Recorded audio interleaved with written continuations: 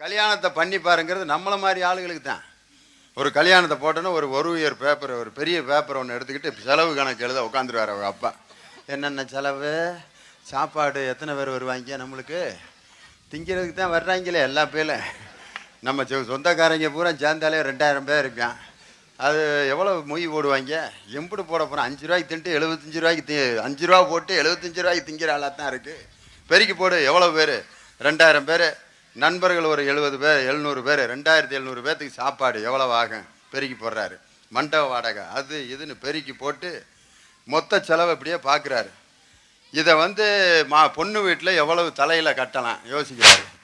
1,27,000 ரூபா வருது. பொண்ணு வீட்டில் கேட்போமா எம்புட்டு அப்படின்னு சொல்லி பொண்ணு வீட்டில் போய் ஒன்றும் இல்லைங்க, ஒன்றும் இல்லை, நீங்கள் எந்த செலவும் செய்ய வேணாம், சாப்பாடு, மண்டபம், மாப்பிள்ளைக்கு துணிமணி, காரு செலவு, போக்குவரத்து, பத்திரிக்கை மட்டும் அடித்து கொடுத்துருங்க. அப்புறம் வேறு கல்யாணத்தில் வேறு என்ன செலவு இருக்கு? அவன் பாரு பொண்ணு வீட்டில் எவ்வளோ டெக்னிக்காக பேசுகிறாங்க பாரு. சாப்பாடு செலவு, மண்டபம், பத்திரிக்கை அடித்து கொடுத்துருங்க. அது ஒரு பெரிய செலவு ஒன்றும் கிடையாது. இப்போ இந்த காரு வாடகை, போக்குவரத்து, இந்த மண்டபம் ரொம்ப கம்மியாக தான் பேசியிருக்கேன். இதை மட்டும் நீங்கள் பார்த்துக்குங்க, மற்ற செலவெல்லாம் நாங்கள் பார்த்துக்குறோம் அப்படின்னு. என்ன செலவியா நீங்கள் பார்க்குற? இந்த இலை எடுக்கிற பிள்ளைகளுக்கு நாங்கள் கூலியெல்லாம் கொடுத்துட்றோம்.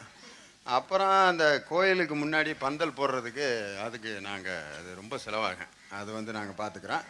மைக் செட்டு நாங்கள் பார்த்துக்குறோமுங்க. மற்ற இந்த முதல்ல நான் சொன்ன அந்த 5 செலவு மட்டும் நீங்கள் முடிச்சுக்குங்கன்னு சொல்லிட்டு, இந்த மாதிரி பொண்ணு வீட்டில் கல்யாண செலவு அப்படி திணிச்ச உடனே பொண்ணு அவங்க அப்பா அன்னைக்கு பிதுங்குற மொழி தான்.